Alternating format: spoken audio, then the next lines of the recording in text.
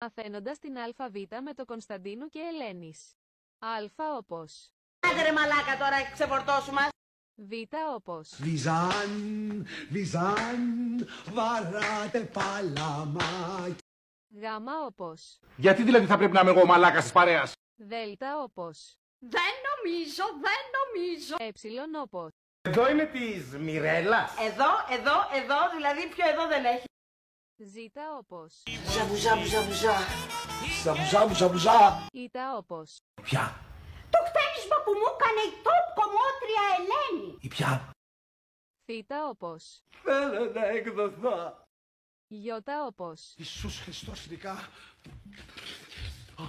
Και όλα τα κακά σκορπά.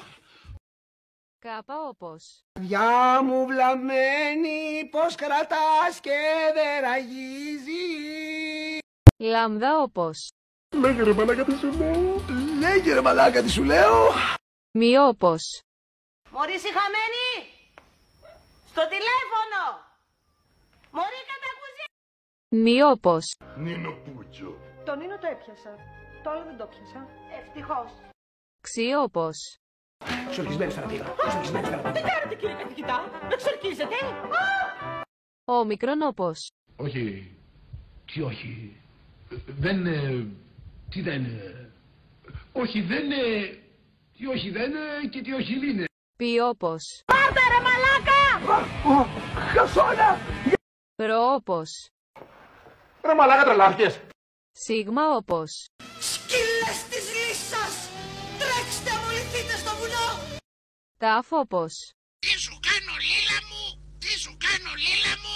Ήψιλον όπως. Υποθετικά μπουζούκια. Τι υποθετικά μπουζούκια. Λέω, η επόμενη κίνηση θα είναι να την πας στην υποθετική Φι όπως. Πουστάνο, έλα εδώ. Εγώ γιατί? Χ όπως. Χλέμπουρα. Το βλέπουμε. Ποιο βλέπετε? Το χλέμπουρας. Ψι όπως. Η λέξη Ανθέγαλα ονομάστη, πρέπει να σε έχω ξαναδεί στο Λάμδα. Σε έχει δει σε ένα γράμμα της αλφα... Ωμέγα όπως. Ο τάφε μου. Κρεβάτι νηφικό. Σπίτι μου. Στην αιώνια γη.